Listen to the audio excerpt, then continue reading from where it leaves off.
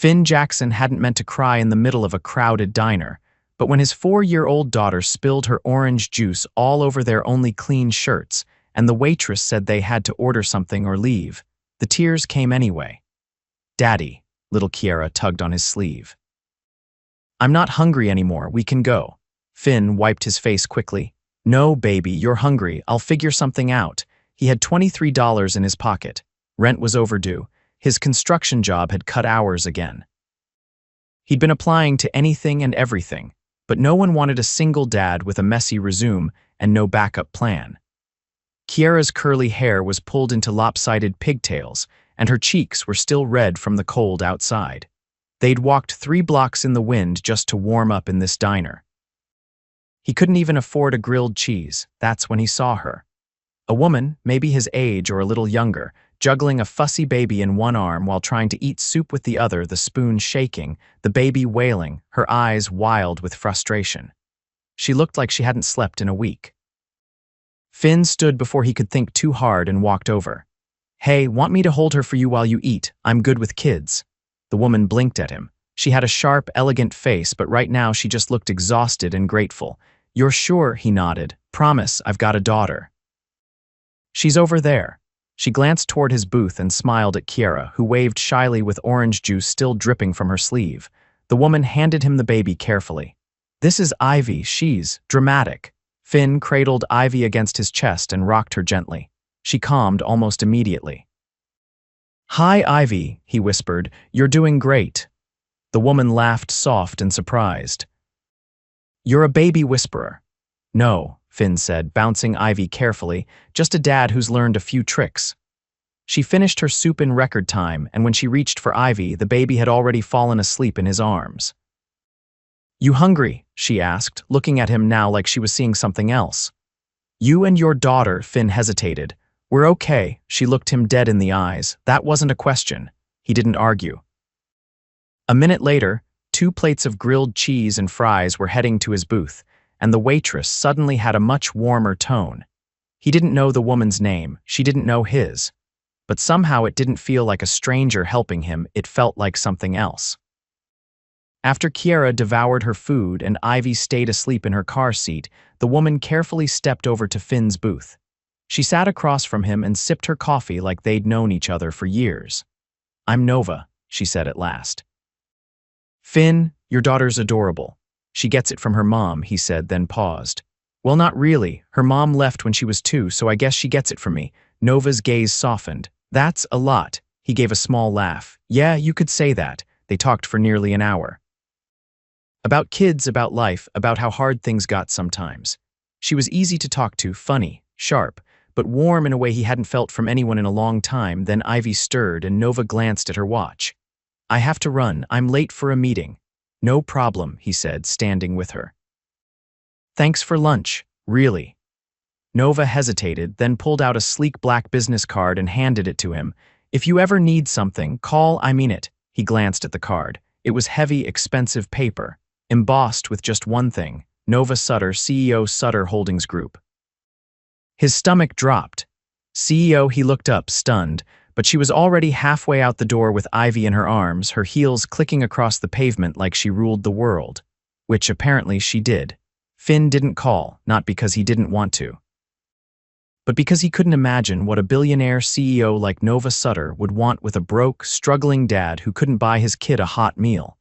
Instead, he went back to scraping together hours at the job site, driving long shifts for rideshare apps at night, and keeping Kiara fed and safe. But he couldn't stop thinking about her, the way she'd looked at him, the way she'd smiled at Kiara, the softness in her voice when she said his name. 3 weeks passed. He was picking Kiara up from daycare late, again when a sleek black SUV pulled into the parking lot. A driver stepped out and opened the back door, Nova. She looked like a vision in a tailored tan coat, heels, and a silk scarf, holding Ivy on her hip and smiling like she hadn't been thinking about anything but this moment. "Hi, Finn." He froze. "Nova," she stepped closer. "I've been trying to find you. You never called." I didn't think. "That I meant it?" she asked gently. "I did." Kiara peeked out from behind him. "Is that the baby lady?" Nova laughed and crouched down. Hi, I'm Nova, this is Ivy. Do you remember her? Kiera nodded. She cried a lot. She still does. Nova winked. Finn swallowed. Why are you here? Nova stood again, her expression earnest. Because I can't stop thinking about you, and I don't want to pretend like I didn't feel something that day. He blinked. You're Nova, you're a CEO, you're everything. I'm just a guy trying to keep it together. You're a father who held my baby so I could eat for one single minute, she said, her voice steady. You looked at me like I was a person, not a problem. No one's done that in a long time. He didn't know what to say. So she stepped closer and added, softer, let me take you both to dinner. No expectations, just let me do something kind because I want to. Kiera tugged on his hand.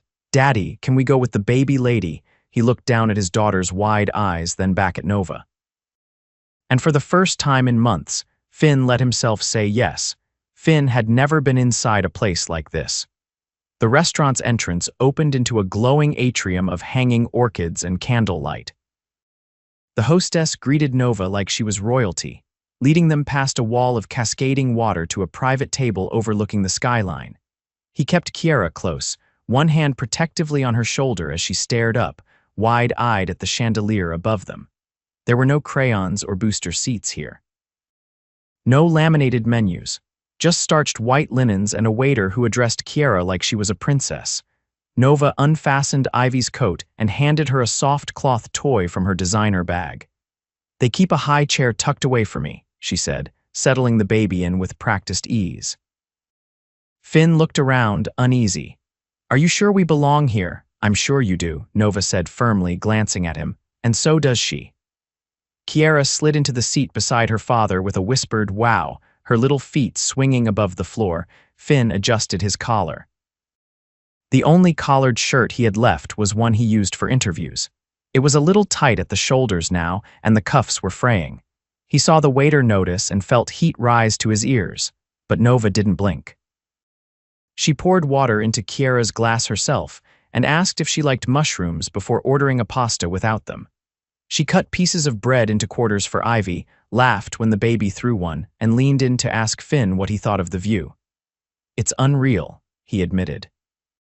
My father had it built, she said. He used to take meetings right at this table.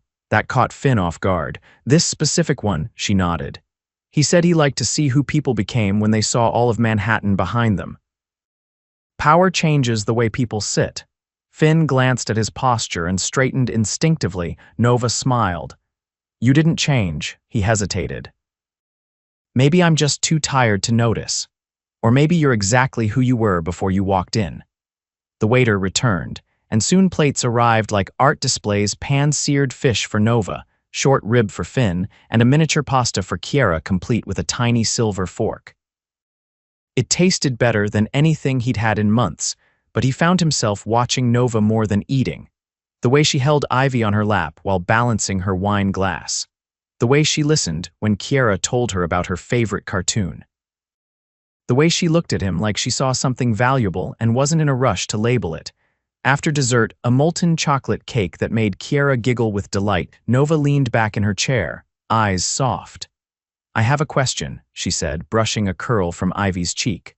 What did you want to be? Before all this, he blinked. Before being a dad, before surviving became the job, he stared at his plate for a moment. I was going to finish my apprenticeship, carpentry. I was halfway through when Kiera came. After that, I just worked, wherever someone would have me. Nova nodded slowly. Do you miss it? He shrugged. I don't let myself think about that. But you still remember. He looked at her, realizing she wasn't just asking to make conversation. She was trying to see him past the tired eyes, the second-hand shirt, the man who hadn't had a day off in over a year. She wanted to know the version of him before the world got heavy. I wanted to build something permanent, he said at last. Something that mattered. You still can. He gave a quiet laugh. I don't even have tools anymore. Her voice was gentle. That's the easiest part to replace. He leaned back, skeptical. You're serious? I have a project, she said. A personal one. I bought an old brownstone in Park Slope. It's falling apart. Needs someone who knows how to bring it back to life. Someone like a contractor. Someone like you, he blinked. You want me to work for you. I want to hire you, she clarified. As the lead, full wage, schedule that works for your life, you can bring Kiera when needed. There's a backyard she can play while you work. He felt the ground shift beneath him. Why me? Because I trust you, she said, not flinching, because you didn't ask for anything. Because you held my daughter like she mattered. Finn glanced at Kiera, who was now giggling as Ivy tried to grab her braid. I wouldn't want special treatment, he said carefully. You won't get any, Nova replied, her tone even. You'll get a blueprint, a budget, and a deadline. But you'll also get a chance. He looked at her, unsure what to say. I'm not offering this because you need help, she added. I'm offering it because I need someone like you. And because I think you're the kind of person who deserves to have something of his own again. Finn was quiet for a long moment. Then he nodded. Okay, I'll take it. Nova exhaled, and something in her eyes softened further. Good. Kiera leaned over to whisper loudly. Does this mean we can see the baby lady again? Nova grinned. Every day if your dad's okay with that. Finn met her eyes. I think we'd like that. Outside, the driver helped them into the SUV. It was late, and the city lights blurred against the windows as they drove. Kiera fell asleep on his chest. Ivy snuggled into Nova's side. Finn turned to her. Why are you really doing this? Nova looked out at the street before answering. Because I know what it's like to be needed for everything and seen for nothing. He didn't ask what that meant, but something in him understood exactly. Finn hadn't expected the brownstone to look like a ghost clinging to its last breath. The roof sagged like it was ashamed of itself. Ivy strangled the balcony railings, and 3 of the front steps were cracked straight through. But there was something dignified beneath the decay, like the bones of a lion buried under dust. Nova stood beside him on the sidewalk, Ivy strapped against her chest in a gray wrap, her coat flaring open just enough to reveal a wide leather belt cinched at her waist. It was my grandmother's, she said. She used to say it had good bones, even when it rained inside. Finn ran a hand along the iron gate. It's a beast. That's why I want you. He turned to her, brow raised. I don't want someone who'll slap on new paint and call it fixed. I want someone who'll bring it back like it matters. He looked at the structure again. It's going to need everything: foundation checks, plumbing, reinforcement beams, not to mention rewiring the entire interior. I've already applied for historic permits. You'll have clearance within the week. You're serious. Nova shifted Ivy higher against her chest. I don't waste people's time, Finn. Inside, it smelled like wet stone and memory. The walls were papered in a faded damask that peeled in long, curling strips. Light filtered through high, arched windows, illuminating the dust like gold mist. Finn paced through each room, his boots echoing on the hardwood. He took mental measurements, noted where joists would need replacing, where the fireplace had crumbled inward, where someone had once painted a mural on the ceiling of what must have been the nursery. Nova leaned in the doorway, watching him. You look like you're building it in your head already. I am, he said without turning. I can see it, the way it used to be, the way it could be. Then it's yours, he finally looked at her. I'll need to hire a crew, a small one, guys I trust, send me their names. I'll run the background checks. I'll keep the budget tight. Don't, she said. Keep it honest, that's all I ask, he nodded once. When do we start? Nova glanced around the gutted space, then down at Ivy, who had fallen asleep against her. Tomorrow morning.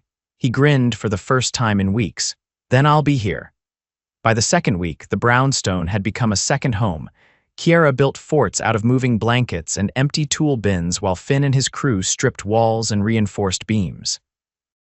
Nova brought fresh coffee each morning, sometimes with Ivy clinging to her hip, sometimes still in a stroller half full of board books and teething rings. She didn't hover, but she never disappeared either. One afternoon, as Finn was marking the floor joists in the front parlor where a sunken section of wood needed replacing, Nova appeared with 2 paper bags and a carton balanced atop them. Lunch, she said, setting them down on the sawhorse. Don't argue. He wiped his hands on his jeans. How'd you know I skipped breakfast? You're chewing gum like it owes you money, he laughed, shaking his head. You always this observant, only when I'm interested. That stilled him. In the house, in you. He didn't answer right away. Instead, he opened the carton sliced chicken, roasted vegetables, a warm roll still wrapped in foil. You didn't have to, I know. They ate on an overturned bucket and a stack of lumber, the sawdust thick in the air. Kiera dozed in a sleeping bag in the corner, Ivy babbling at her own reflection in a plastic mirror. Nova watched Finn as he wiped sauce from his thumb. You don't like letting people help you. I'm used to doing it alone. You don't have to. He looked at her, jaw working. Are you offering something more than a paycheck? Yes, she said simply. He set down his fork. I don't know if I have anything left to give. You give every time you pick up a hammer, every time you tuck your daughter in, every time you show up, he exhaled, leaning back against the wall. You always talk like you already know how it all ends. No, she said, but I know what I want, Finn's voice dropped. And what's that? She didn't hesitate. A life that feels like mine, not one I inherited or negotiated or earned out of guilt. I want something real. His eyes searched hers. And you think that's me? I think the way you carry yourself says more than any resume ever could. He stood then, brushing sawdust from his jeans. I'm not a project, Nova. I didn't say you were, but I've been treated like one before, he said quietly, by people who thought saving me would make them feel better. I don't want to save you, she said, stepping closer. I want to build something with you. He looked down at her, then at the room around them. This house isn't the only thing being rebuilt, is it? No, she said. It never was. That evening, Finn carried Kiera to the truck as the sky turned gray with early spring rain. Nova had stayed behind to finish a call upstairs. As he buckled Kiera in, the sound of footsteps on the steps made him turn. Nova stood there, Ivy now asleep in the wrap, her coat damp at the shoulders. Wait, she said, descending the steps. He met her halfway. I have something for you, she said, pulling a small envelope from her coat. Finn took it carefully. Inside was a folded document, a contract. It had his name at the top, lead designer and restoration supervisor, under it, in Nova's handwriting, for as long as you want it. He looked up, breath-catching. You're giving me a title now, I'm giving you a future. He stared down at the paper, then back at her. Why me? Because every person I've ever hired wanted a ladder, she whispered. You just wanted a door. He didn't kiss her, not yet, but he wanted to. And she knew it. So she stepped back, a promise in her eyes, and said, See you tomorrow, Finn. And for the first time in years, he drove away knowing exactly where he belonged. The brownstone wasn't just a job anymore, it was becoming a heartbeat. The walls hummed with new wiring, the floors gleamed where old planks had been polished back to life, and the faint scent of cedar drifted from the freshly framed banisters. Finn stood in the doorway of the nearly restored library, hands on his hips, watching Kiera sit cross-legged on a drop cloth, drawing on the back of a blueprint with a pink marker Nova had given her. Nova leaned against the ladder across the room, her arms crossed, a soft smile tugging at her mouth as she watched Finn study the space like he was memorizing it. Ivy was curled against her chest, bundled in a soft gray sweater, her tiny hand clutching the edge of Nova's scarf. She's going to remember this, Nova said, her voice barely above the hush of the afternoon. Not the sawdust or the noise, but the way you looked at this place like it was meant to be more. Finn didn't turn. I want her to remember feeling safe. That's what matters. Nova stepped off the ladder, walking toward him. She will, because you were the one who made it that way. He shifted, his eyes meeting hers. You ever think about what you want to remember? She nodded, her expression growing more serious. I think about it all the time. I've spent so many years collecting achievements, I forgot what it felt like to collect memories. Finn tilted his head. And now, I want to remember how it felt to rebuild something with someone who didn't expect me to fix it for them. He took a breath, his voice lower now. I've been waiting for something to feel like mine again. Nova reached for his hand. Then let's stop waiting. Outside, the rain had returned light but steady, tapping the windows in a soft rhythm. Finn glanced at Kiera, who was now humming to herself and adding stars to her drawing. She's going to ask what this means, he said. Us. Nova looked at him with clear eyes. Then we show her. They stayed like that for a moment, the silence comfortable, the air between them full of something unspoken but understood. Then Nova's phone buzzed from her coat pocket. She pulled it out, glancing quickly at the screen. Her expression shifted, the warmth draining slightly. It's from the board. They've been pushing me to sell off Sutter Holdings' residential division. They think it's bleeding money. Finn stepped back. You told me this place was yours. It is, she said quickly. Personally, but the board thinks I'm distracted. They've been waiting for a reason to challenge me in this project. They see it as sentiment. So what happens if you don't sell? I lose my vote. And if I lose my vote, I lose control. Finn folded his arms. Then why keep going? Because I'm tired of pretending profit is the only thing that matters, she said. I'm tired of being the cold executive who signs papers but never touches anything real. He studied her. You're risking everything. Nova's voice didn't waver. I already made my choice. I'm standing in it. Finn didn't speak for a long moment. Then he looked at the house, the walls, the windows, the space he'd poured himself into every day for weeks. Then I guess we just have to finish what we started. That night, he stayed late after putting Kiera to bed in the makeshift cot they'd set up in the sunroom. The last coat of stain dried on the banister, and the copper fixtures gleamed in the kitchen under newly wired pendant lights. Finn worked in silence, the kind that felt like purpose, not loneliness. He didn't hear Nova return until she stepped into the foyer, her heels clicking softly. She had Ivy asleep in one arm and something wrapped in brown paper in the other. You're still here, she said.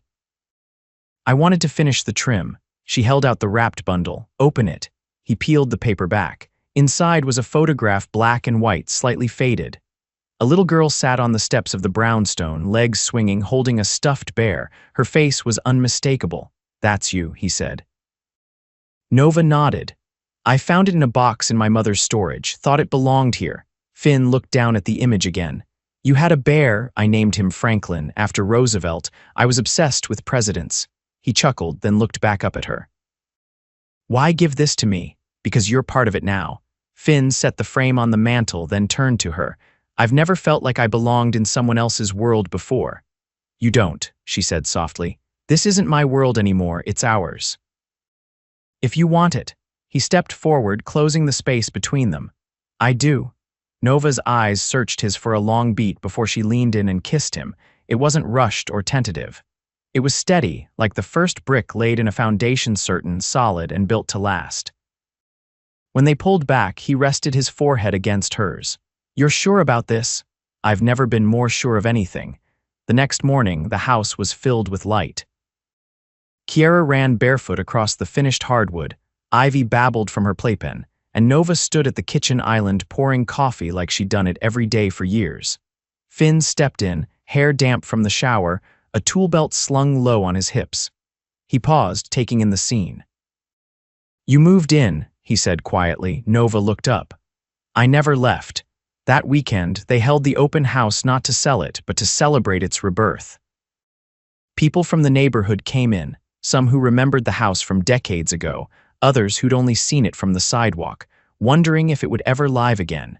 Finn stood by the fireplace with Kiera on his hip, Nova beside him holding Ivy. The crowd quieted as Nova raised her glass. This isn't a house anymore, she said. It's a beginning. Finn looked at her, then at the two girls in their arms, then around the room they'd brought back to life with sweat and stubborn hope. He felt it in his chest, a peace he hadn't known in years. You did this, he whispered to her later as they stood alone upstairs, watching the sun dip behind the rooftops. No, Nova said, her fingers lacing through his. We did. And for the first time in a long time, Finn Jackson stopped surviving, he started living. 2 months after the housewarming party, spring unfolded across Brooklyn in soft winds and blooming dogwoods. Inside the brownstone, morning light spilled over the wide staircase Finn had restored with his own hands, brushing golden across the freshly painted walls and polished railings. Nova sat on the window seat in the library, Ivy asleep against her shoulder, her tiny fingers curled around the silk collar of Nova's robe. Kiera sat cross-legged on the rug, carefully arranging wooden blocks into a castle with a paper flag taped to the top. The quiet hum of birdsong filtered through the open window, and for the first time in years, Nova allowed herself to pause. Finn entered carrying 2 mugs, both hands steady. You've been up since 5, he said, setting one down beside her. You get a gold star. Nova leaned her head against the window frame. Ivy's teething again. She cried herself out around 4. He crouched beside her and kissed her temple without needing to be asked. I could take her for a walk. Let you sleep. I don't want to miss this. She looked down at Kiera, who was now humming quietly as she added a chimney to the paper flag tower. This part, the not rushing part, he smiled. It feels like we earned it. Nova nodded slowly, then looked at him. The board approved the restructure, he blinked. They did. They fought me. Hard. But when I showed them the numbers from the residential restoration, the investment interest, and a few private portfolios I opened under Sutter Living, they backed off. Finn set his mug down, surprised. You started a new division. Technically, yes. Sutter Living's going to focus on heritage properties, restorations, urban renewal. I've already secured 3 buildings, 2 in Crown Heights, 1 in Bed-Stuy. I want to make this a real thing. He stared at her, both impressed and speechless.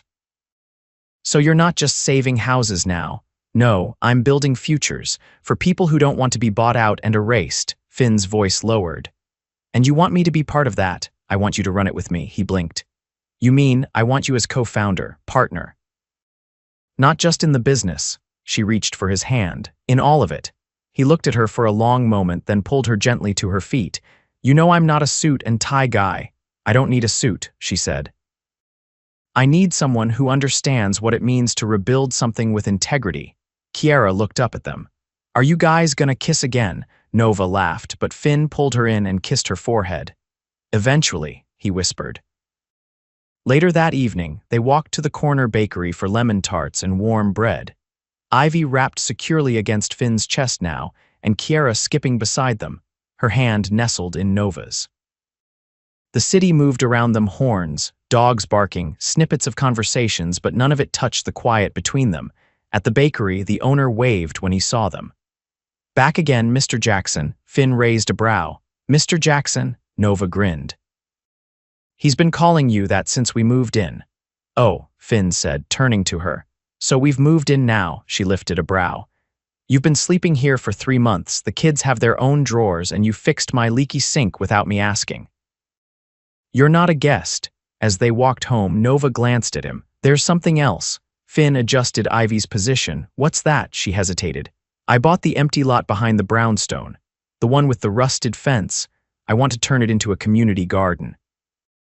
Raised beds, benches, a greenhouse if we can fund it. I want a place where Kiera and Ivy can learn to grow things with their hands. He looked over at her, his chest tightening in the best way. You're serious. I'm always serious. Finn stopped walking. So am I, she turned to him. I want to marry you, Nova, her breath caught. I don't have a ring yet, but I'll get one, because I want to spend every day building this our world. I want to wake up next to you, raise these girls with you, argue over paint colors and where to hang artwork, grow old fixing things side by side. Nova stared at him, heart thudding. I want all of it, he said. With you, she didn't hesitate. Yes. The kiss that followed was unhurried, right there in the middle of the sidewalk. Ivy stirred against his chest, and Kiera made a gagging noise, but neither of them moved. 2 weeks later, they married in the backyard of the brownstone, under the blooming cherry tree that had survived decades of neglect. The ceremony was small, just close friends, the crew who helped build the house, and a few neighbors who'd watched it all come to life. Kiera wore a crown of daisies and carried Ivy down the aisle in a basket lined with linen. Nova wore a cream silk dress that fluttered like petals, and Finn wore a pressed shirt and suspenders, his hands shaking only a little as he took hers. They wrote their own vows. Nova promised to never let power matter more than presence, to always fight for the kind of love that didn't ask for perfection, only honesty. Finn promised to keep building, not just homes but trust, to never run, even when it got hard, to always remember that love wasn't a rescue, it was a choice. They exchanged rings under the open sky and sealed the moment with a kiss that tasted like everything they had nearly lost, but found anyway. Afterward, there was music and laughter and lemon tarts. Kiera danced in circles with Ivy in her arms, and Nova pulled Finn onto the makeshift dance floor when no one was looking. As the sun dipped low over the rooftops, Finn held her against his chest, his voice warm in her ear. This is what I was building for. Nova smiled, her hand resting over his heart. Then let's never stop, and they didn't. Not in the weeks that followed as Sutter Living grew. Not in the months when Ivy took her first steps in the hallway Finn had restored. Not in the years when Kiara started school with a backpack bigger than her. And certainly not in the quiet nights when they sat on the rooftop, wine glasses in hand, watching their city breathe. They built a life together from the dust up. One beam, one kiss, one promise at a time, and they never looked back.